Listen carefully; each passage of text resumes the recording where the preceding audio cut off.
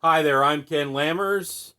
This is Minor League Matters, and today we're going to talk about the different types of cricket there are out in the world. So, let's get cracking.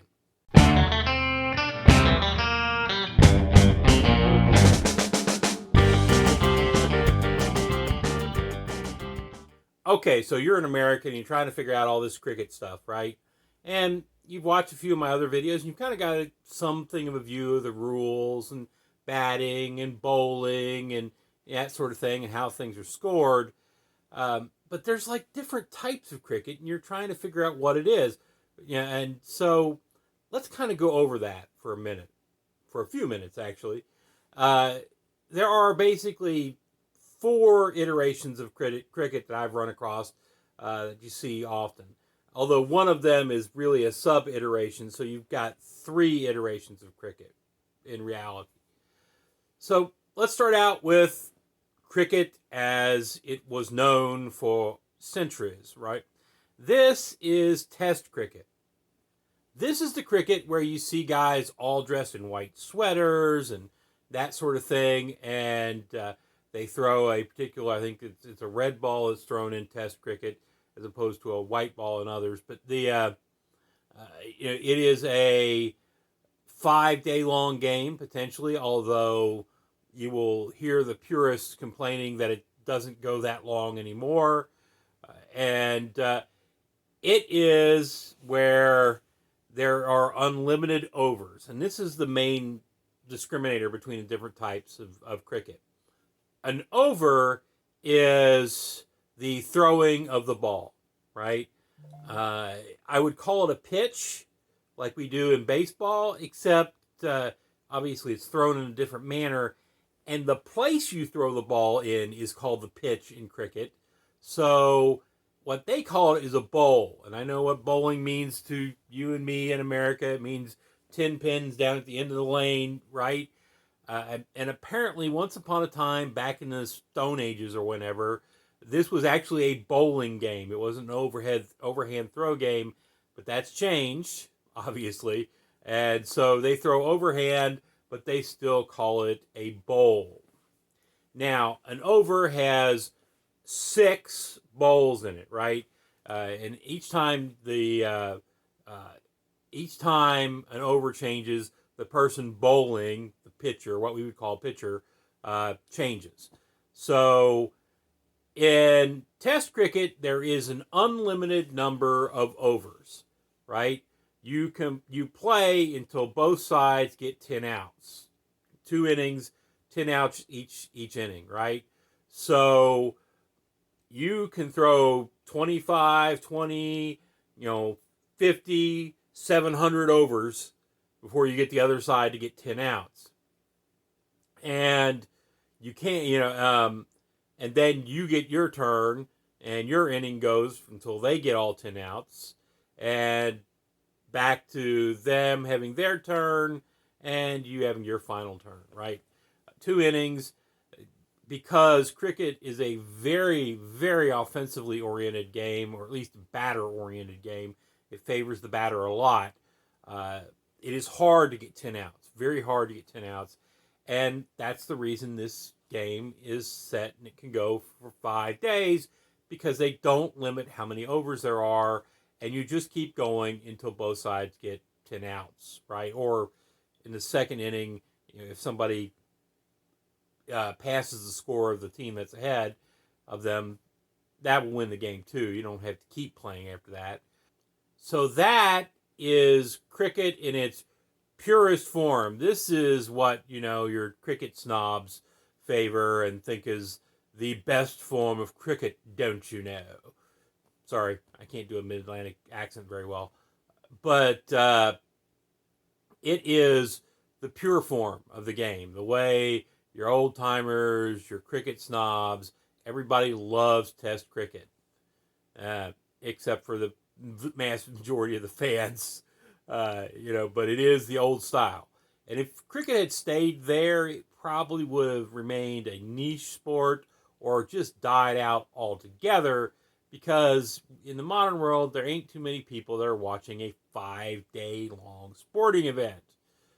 Uh, it is obviously the kind of sporting event that you have going on at your club, and people come and they sit and watch several hours of it when they get done with work or before they go to work or over the weekend. And you just no way you can watch. If you can watch all 5 days of a 5-day long cricket match, you're retired or disabled, right? There's nobody else that can watch it. Well, I guess you could work also at the club. You know, that would get you there. But Test cricket is just not, it's a forever game. Um, if that's your ball of wax, more power to you.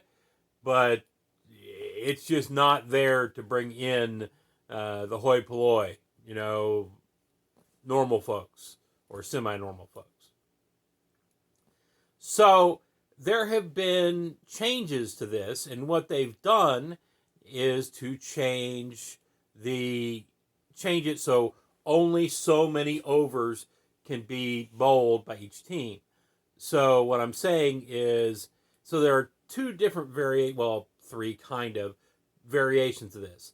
There's 50 overs per side, 300 throwing of the balls per side, bowlings, and then there's 20 overs, which obviously is 180 per side, and then you see a version that's very similar to 20 overs, except it's 10 overs.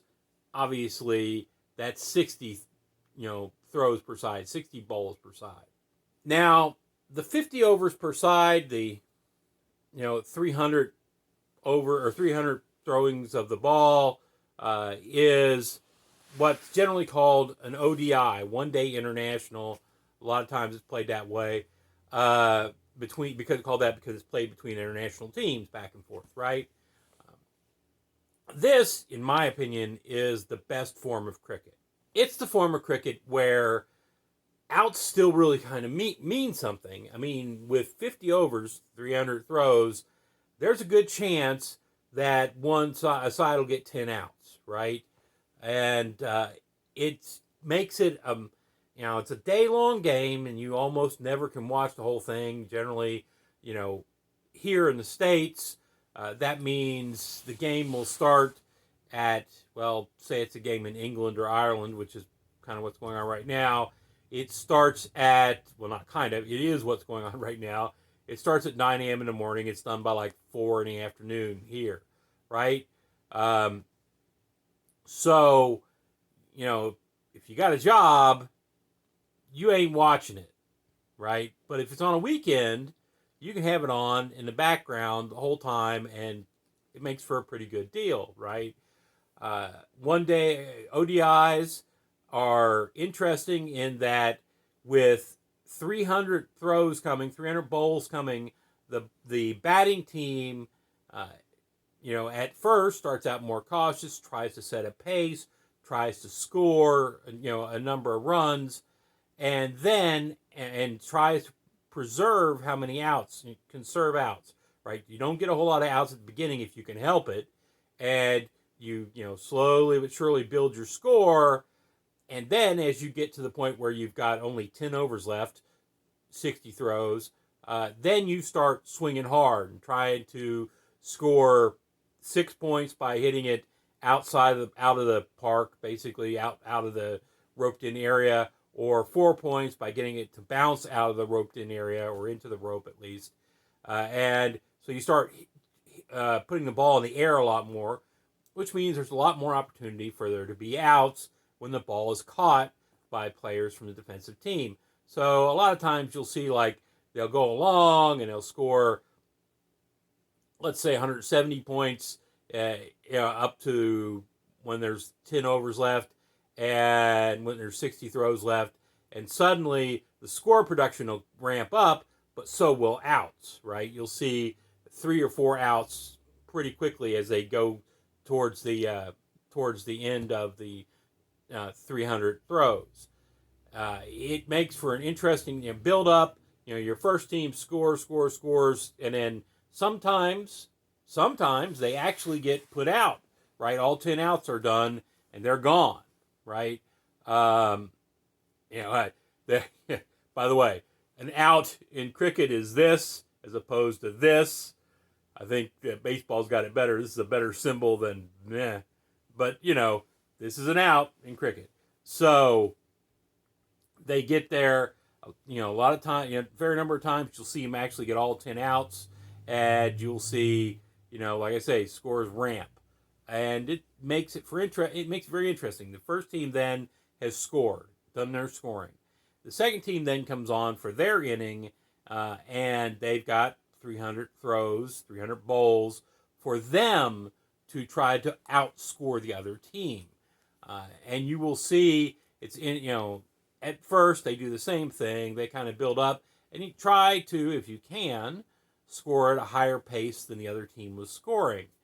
Again, though, as you get towards the end, right, unless the second team is just blowing the other team away, right, as you get closer to the end, the second team has to start ramping it up, and they have to start taking more chances.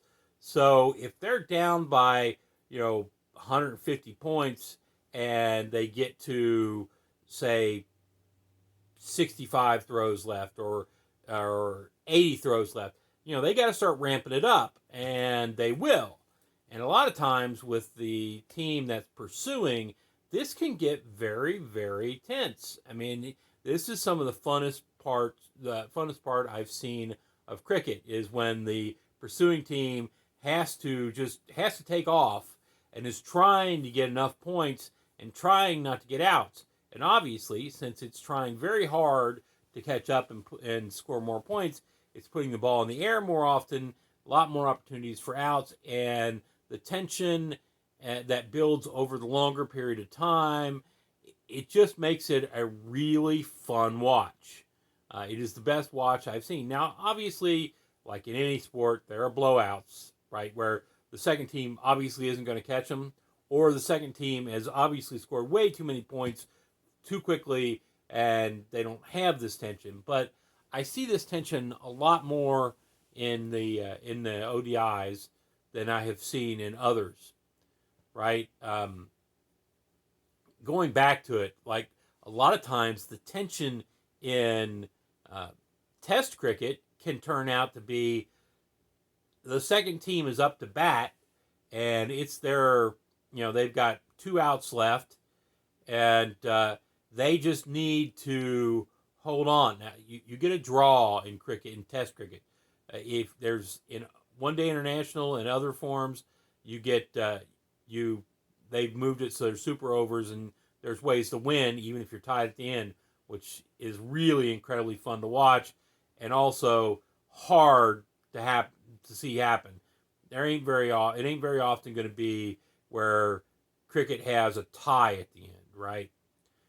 Okay, so but in going back to Test cricket, one of the things about it is if you make it to the end of the 5 days and the second team hasn't gotten their 10 outs, well then the game's a draw, right? Basically, they zero out the scores and just say draw, and that's it.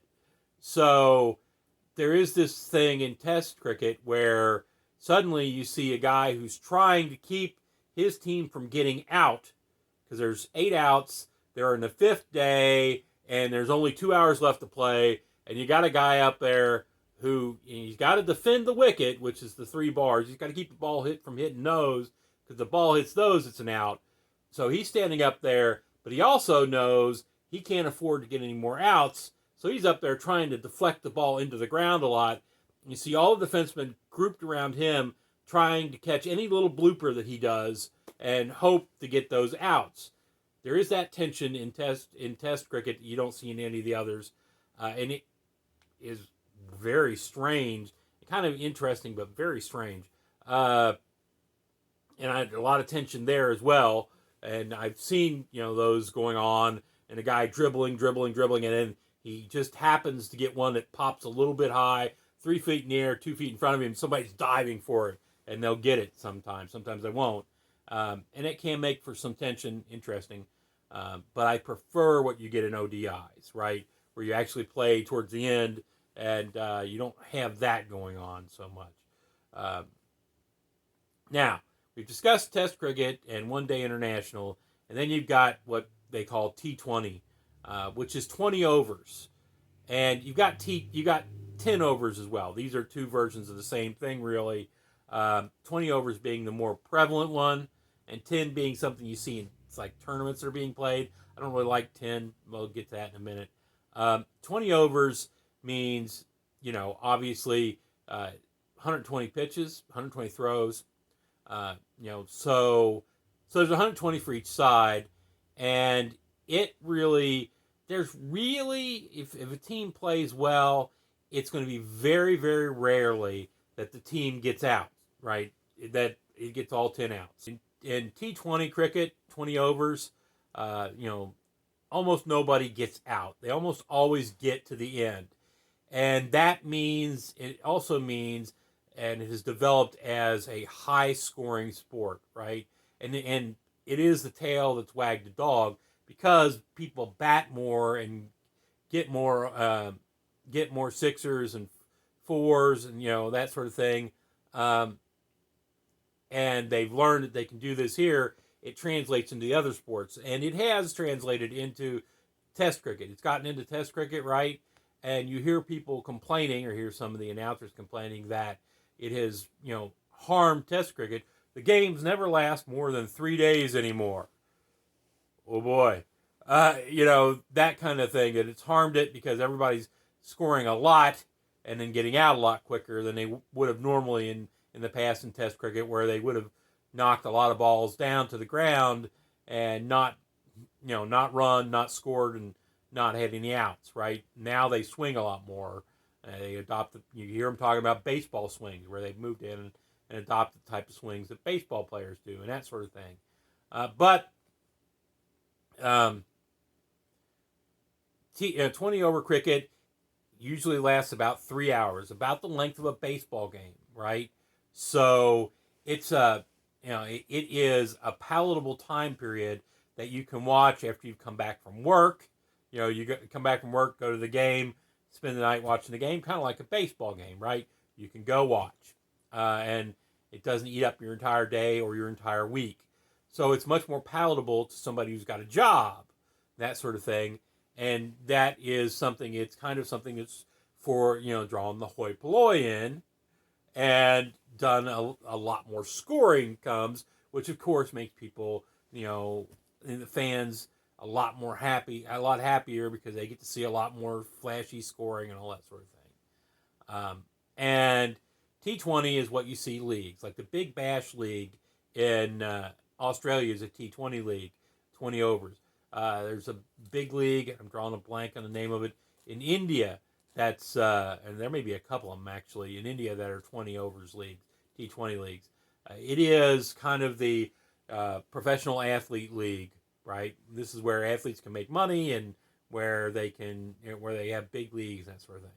And a lot of times when you see tournaments or that sort of thing, there'll be T20 tournaments in that, because you can play a game, be done with it, and move on, and you can actually do a tournament, as opposed to if you're doing Test cricket. I mean, how would you do a tournament with Test cricket? You'd take half a year to do it, right? So T20 has actually helped popularize the sport a lot, right? And made it more watchable in a manageable time period, and it has also made it a lot more offensively oriented. And if you think T20 is offensively oriented, you go look at a T10 game, a 10 overs match, and there ain't nobody, you have to really screw up to get all 10 of your outs in a 10 overs match, right? 60 throws, 60 bowls, and people are swinging for the rope every time, right? It's just the way it is. You score. It's batting practice is all it is. Yeah, you got guys out there doing defense, but nah, it's just basically batting practice.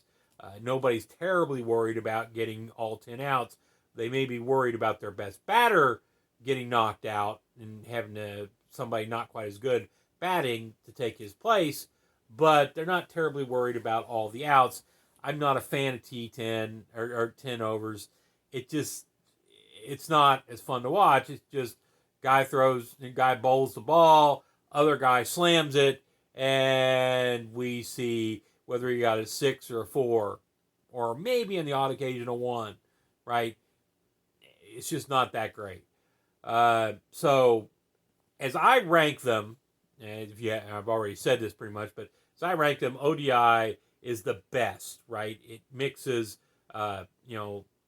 time, strategy, the ability to actually have people be found out or a team getting sided outed, and it's really the best, and it builds up a good tension in a really good game. It builds up a good tension. It's the best form. It is a day long, which makes it a little bit hard to watch all the time, but it is the best format. Number 2, I think, is probably a 20 overs T20 format. This one, it's more palatable for the fans. It is it's just a better format for actually people who want to watch a game. Right? Number 3 is Test cricket. Now, Test cricket's not far behind T20 cricket, and I'm, of course, committing blasphemy by saying this because, Test cricket, of course, is the cricket of the ages, don't you know? This is what we should all be watching, or at least those of us with taste, don't you know? Again, I can't do a mid-Atlantic accent to save my life. Sorry, guys. But, those who are cricket snobs or purists, however you want to say it, Test cricket's the way to go. And, it's played by national teams, and they take it seriously, folks. They really do. Even if they don't watch it, they look at the results, right? And then, of course, at the very end, I would say anything that's got a number of overs that's less than 20. Like 10 overs, which you see, the tournament ones you see. Like I said, it's just batting practice. Nothing really to it, and I really don't enjoy watching it. So that's it. That's my opinion about the various forms, substantial forms of cricket. If you like what you see here, of course, hit like. But, subscribe and, hit the bell, because this is not my full-time job. I'm not a YouTube influencer. I am a guy who's got a job during the day, and so I can't do these all the time. I just do them when I have some time and get to England. So hit the bell so that you get notified when I put one of these things up. And having said all that, which I think I'm contractually obligated to say all those things if I've got a YouTube channel, having said all that, let me just say, go out and watch some sports. I know right now most of y'all are locked down, at least in the States you are, unless you're somewhere near an American Association baseball game, or in Kentucky they're playing baseball. I imagine there's smaller leagues that have popped up to fill the gaps here and there elsewhere. So you may be able to go watch some baseball. But if you get an opportunity, go watch some cricket. I know every year in December they play a tournament in Florida, Broward County. The furthest location from everywhere else in the United States, they play a tournament. Guys, you got to figure out how to play it somewhere else. North Carolina, maybe. That doggone field in North Carolina is supposed to be pretty good. You might want to think about it. And beyond that, go watch some sports, have some fun. Have some fun with the family, have some fun with your friends, and just have fun. And with all that said, ma salama, y'all.